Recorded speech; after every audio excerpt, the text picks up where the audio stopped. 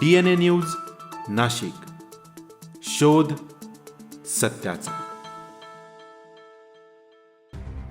छत्रपती संभाजीनगर नामांतराचा जल्लोष हवेतच भारतीय जनता पार्टीचं सोयीचं हिंदुत्व।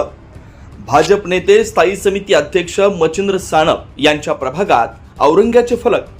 टक्केवारीच्या राजकारणात बीजेपीच्या नेत्यांना पडला हिंदुत्वाचा विसर।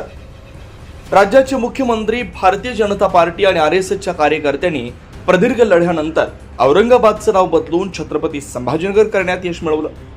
या ऐतिहासिक निर्णयाचा मोठा गाजावाजा झाला असला तरी स्थानिक स्तरावर मात्र चित्र काहीच वेगळंच आहे। शहरातील भाजपचे वजनदार नेते आणि स्थायी समितीचे अध्यक्ष मच्छिंद्र सानप यांच्यासारख्या पदाधिकाऱ्यांच्या प्रभागात आजही अनेक फलकांवर औरंगजेबाच्या नावाचा उल्लेख कायम असल्याचं समोर आलंय।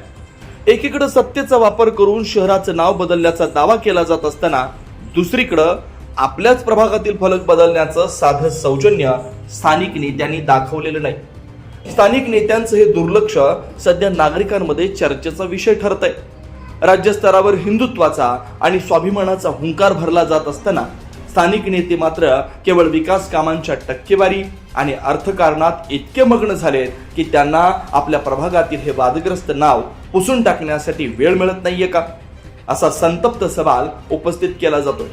जनभावनांशी निगडीत असलेल्या या मुद्द्यांवर पक्षश्रेष्ठीने लक्ष दिलं असलं तरी जमिनीवर काम करणाऱ्या नेत्यांच्या या निष्काळजीपणामुळे महायुतीच्या आणि भाजपच्या प्रतिमेवर प्रश्नचिन्ह उभं राहिलंय।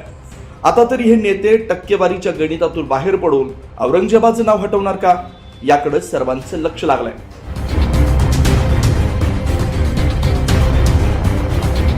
और आजकल तो ये ओवैसी भी यहाँ आने लगा है। हैदराबादी भाई उधर ही रहना, इधर को मत आना, इधर को तुम्हारा कोई कामा नहीं है। अरे भाई, मैं समझ नहीं पा रहा हूं ये क्या यहां पर हो रहा है। यहां पर आकर हमको धमकियां दी जा रही है, यहां पर आकर औरंगजेब का महिमा मंडन हो रहा है। मैं बता देना चाहता हूं, भारत का जो सच्चा मुसलमान है वो भी औरंगजेब को अपना हीरो नहीं मानता। अरे औरंगजेब तो आक्रमणकारी था, उसने हम पर आक्रमण किया था। इसलिए सुन ले ओवैसी, कुत्ता भी ना पेशाब करेगा औरंगजेब की पहचान पर। अब तो तिरंगा लहराएंगे पूरे पाकिस्तान पर। Bureau report, DNA news Nashik.